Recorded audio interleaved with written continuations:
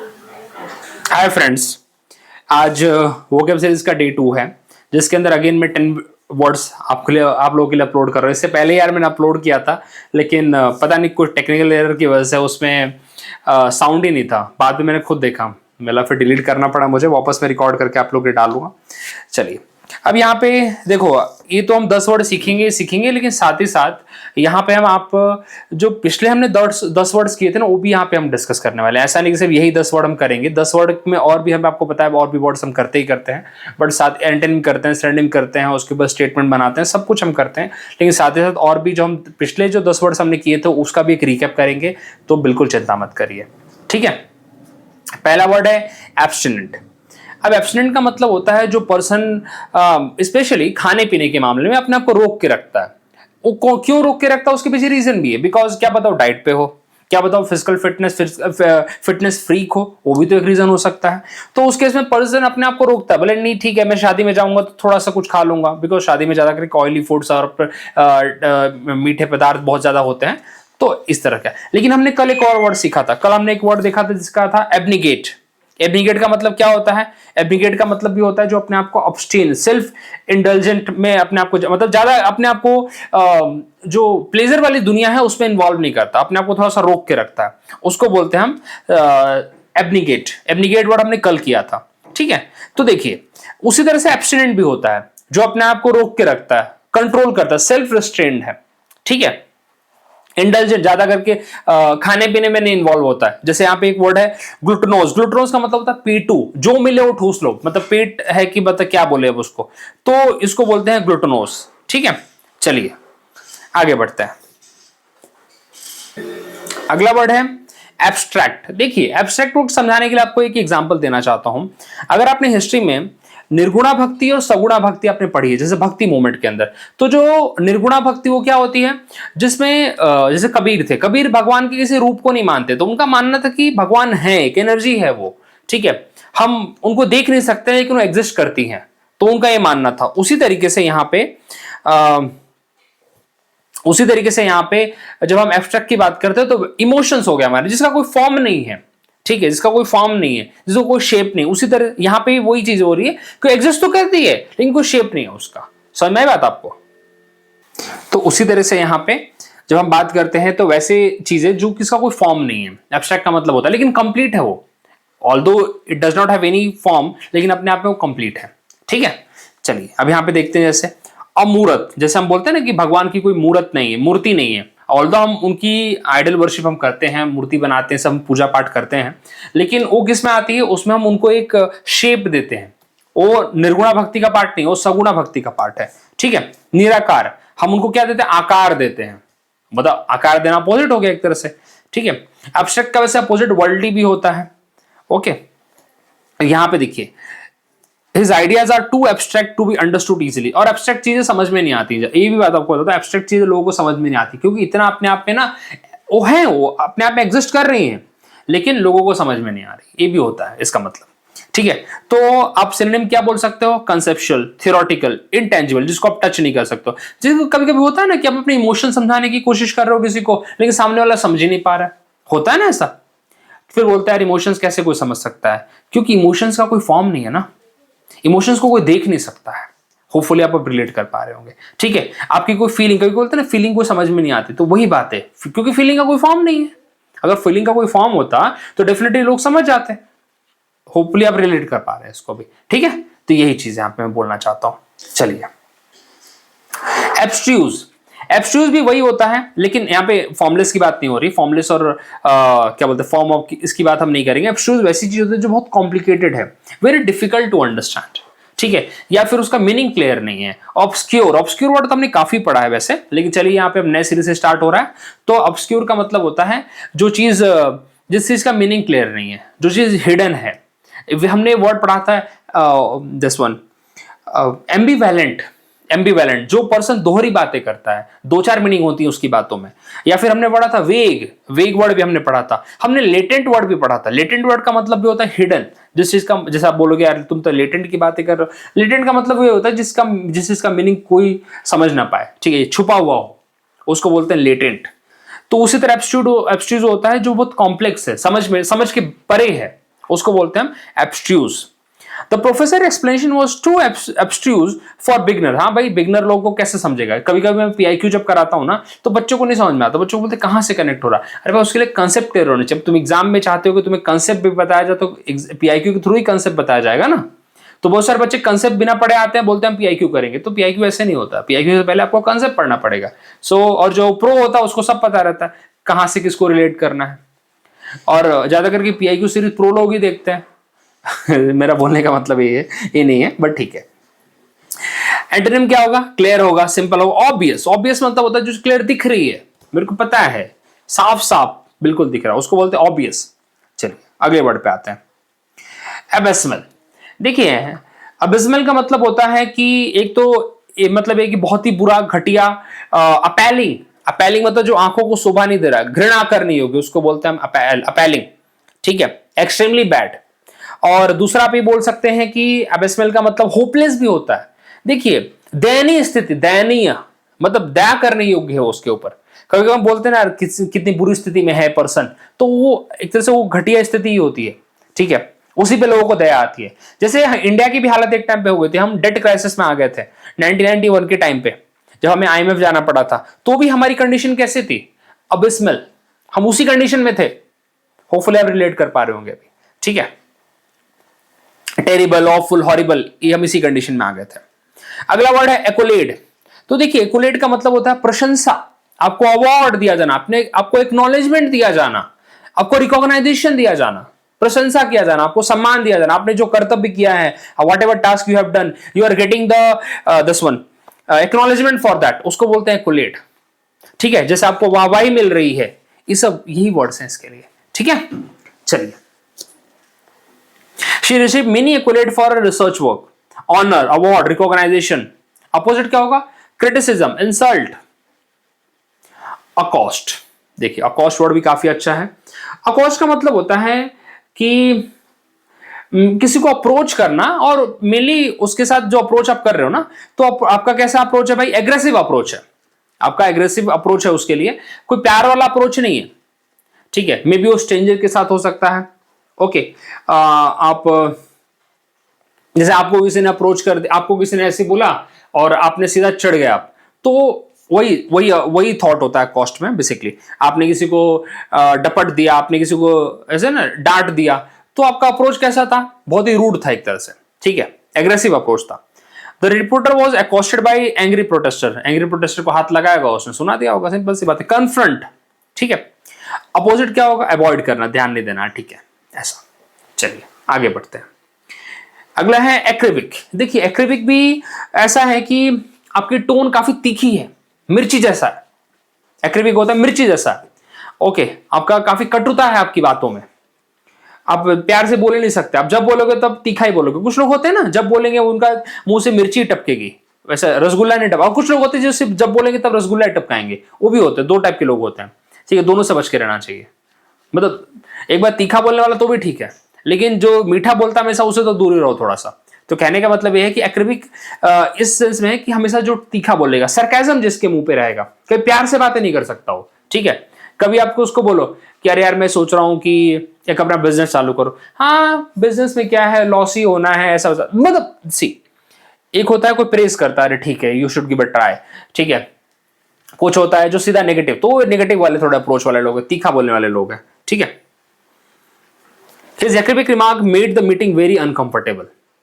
Bitter, sarcastic. Sarcastic remark इसी तरह के होते हैं।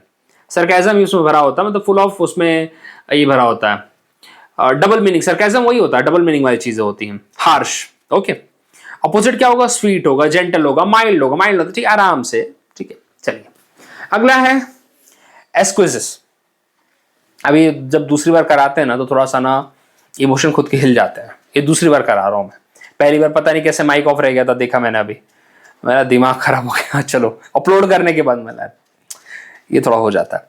तो अभी अदरवाइज मैं लास्ट में बहुत डिटेल में गया था, बट ठीक है कोई नहीं, थोड़ा सा इमोशंस हिल जाते हैं एक बार अपलोड करने के बाद, फिर दूसरी बार जब करो तो उसी चीज को। अभी देखिए, एक्विज में क्या होगा कि आप किसी चीज को एग्री कर लेते हो, मान लेते हो, मतलब नॉट। सब बोलते ना कि कभी कभी आपके मम्मी पापा को जो है करेगा, तुम कुछ नहीं बोलता, हाँ ठीक है, मतलब तुम्हारा कोई रिस्पॉन्सिबिलिटी नहीं है, ठीक है कर लेंगे, आप बोल रहे हो तो आपको कैसे मना करें, मतलब बिना प्रोटेस्ट के, बिना कुछ हल्ला गुल्ला के, हाँ ठीक है कर लेंगे हम। होता है ना कभी कभी टीचर आपको बोलता है कौन करेगा, जब मतलब करना पड़ेगा आपको, तो आप लोग बोले हाँ कर लेंगे चिंता की बात नहीं कर लेंगे। तो यहाँ पे बोलने का मतलब ये है, यहाँ पे एक्विज का मतलब होता है कि एक्सेप्ट करना, ठीक है, एक्सेप्ट, जैसे सबमिट हो गया, कंसेंट हो गया, इससे सर्वाइल एटीट्यूड भी होता है। सर्वाइल एटीट्यूड मतलब थोड़ा सा बोलते हैं ना कि आप किसी की बातों को मतलब बिल्कुल सर पे रख रहे बोले जाए, जैसे भगवान राम की बातों को लक्ष्मण जी हमेशा सर पे रखते थे, जो जैसा बोले भगवान राम जी बोले बिल्कुल वैसा ही करेंगे हम बिल्कुल अपना दिमाग नहीं लगाएंगे, ठीक है, मतलब दिमाग लगा, मतलब राम जी बोल रहे तो क्या ही दिमाग लगाना उसमें फिर, लेकिन कहने का मतलब ये है, ठीक है। अपोजिट क्या होगा यहाँ पे, रिफ्यूज करना, अपोज करना, प्रोटेस्ट करना, ठीक है।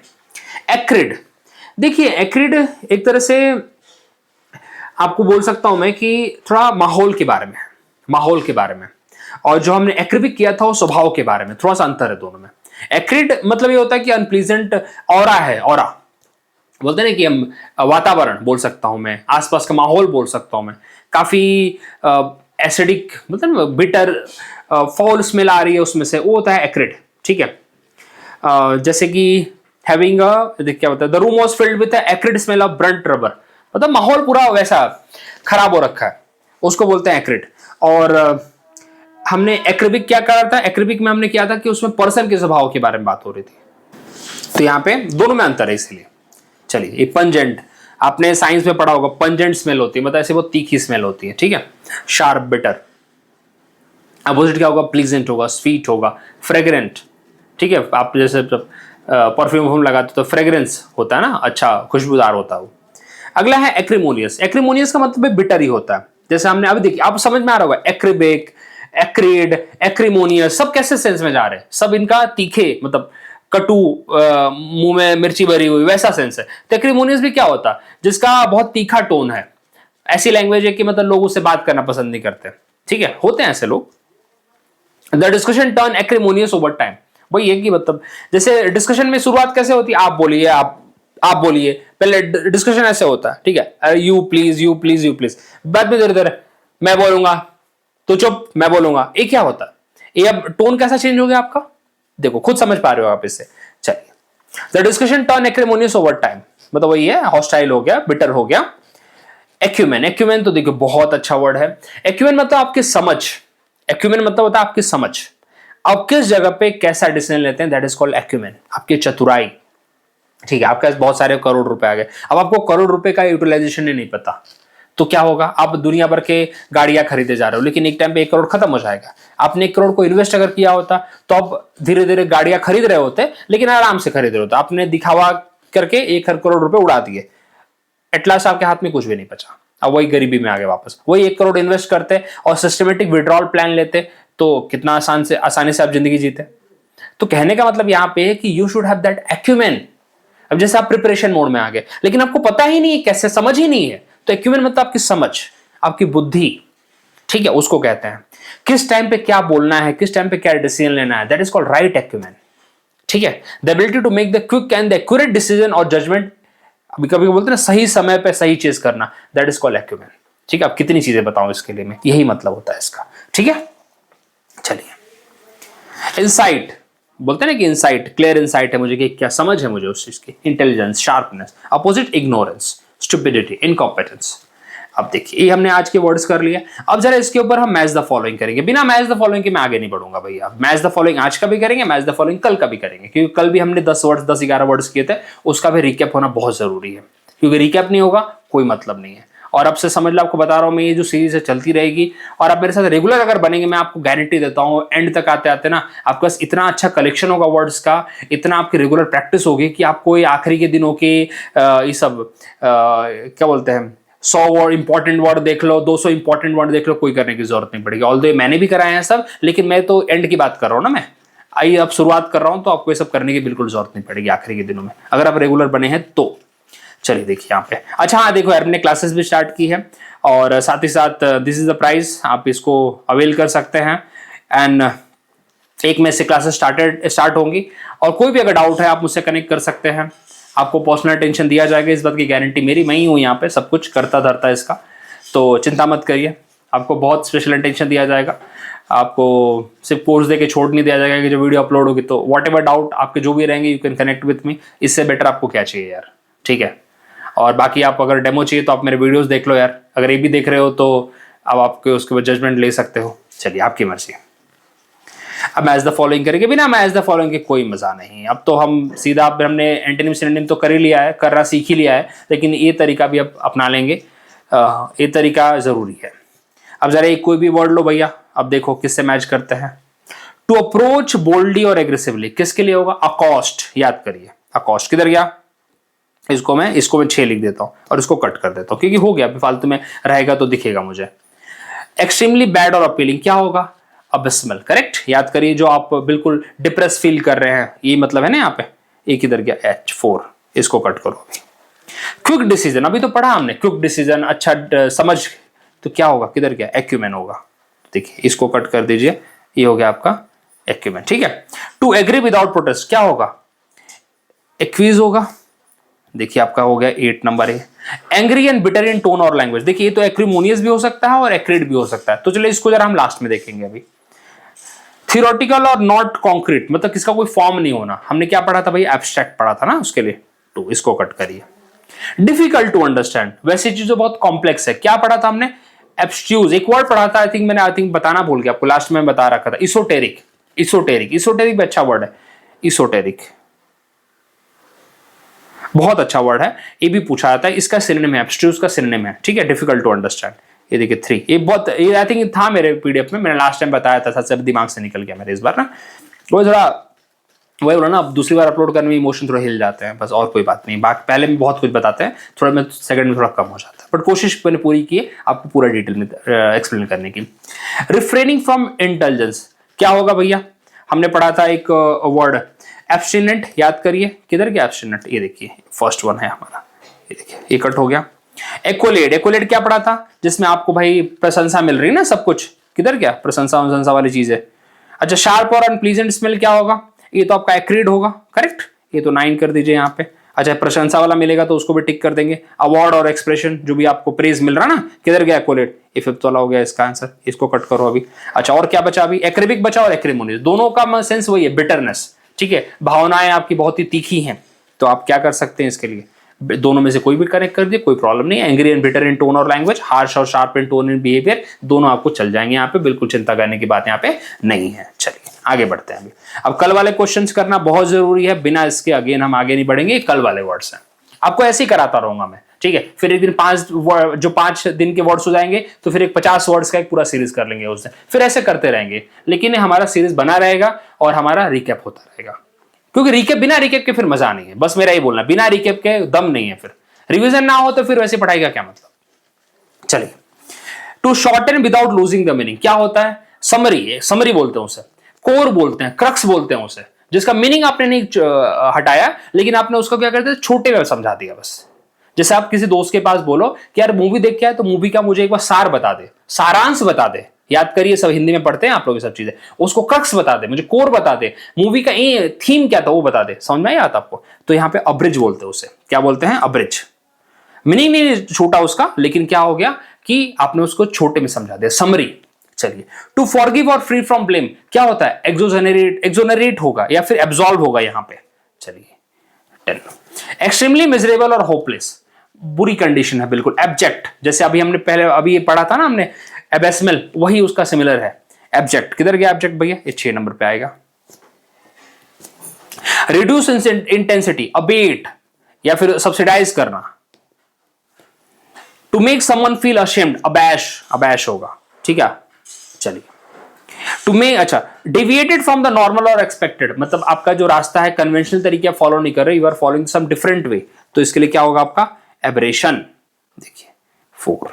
टू रिनाउंस और deny oneself for something, तो ये क्या होगा? अभी हमने पढ़ा था ना एब्निगेट, और अभी हमने इसमें क्या पढ़ा था? हमने एब्स्टिनेंट पढ़ा था, याद करिए। अभी हमने आज की वीडियो में एब्स्टिनेंट पढ़ा था, और उसी का सिमिलर एक वर्ड है एब्निगेट, ठीक। अच्छा, तो सामने ही है। चलो, टू रिजाइन फ्रॉम पोजीशन और पावर, अपनी पोजीशन का त्याग करना, छोड़ना, उसको क्या बोलते हैं? एब्डिकेट। अपनी रिस्पॉन्सिबिलिटी को छोड़ देना, इग्नोर कर देना, उसको बोलते हैं एब्निगेट। किधर गया? 3 हो गया ये। और क्या बचा? Failing to produce the intended result, abortive, जैसे अबॉर्शन आपने वर्ड सुना होगा, अबॉर्शन में क्या होता है, डिलीवरी नहीं हो पाती है due to some of the reason, तो this is called abortion, abortive. तो ये हमने हेट टिप लिया, अबोर होगा इसके लिए, अबोर चला जाएगा फिर। बहुत ही स्ट्रॉन्ग फॉर्म ऑफ डिटेस्ट बोलते हैं इसके लिए, डिटेस्ट वर्ड भी अच्छा है, DETEST, टेस्ट, ठीक है। हैंड राइटिंग थोड़ी खराब आती है मेरे इस पे, बट ये हमने वर्ड्स किए, देखिए 10 वर्ड हमारे यहाँ पे हो गए, 10 के 10 12 15 हमारे यहाँ पे वर्ड्स हो जाते हैं। फिर हमने आज के भी हमने कर लिए, तो अराउंड हमारा पूरा 30 वर्ड्स हो गए। और आप मान के चलिए अगर आप रेगुलर करेंगे आपकी वो कभी इतनी अच्छी हो जाएगी, बस इससे ज़्यादा आप कुछ नहीं बोलना चाहूँगा, बाकी आपकी मर्जी, आपका डिसीजन। चलिए, अगर अच्छा लगा तो लाइक करिए, बने रहिए साथ में और दोस्तों को भी शेयर करते रहिए। Thank you very much.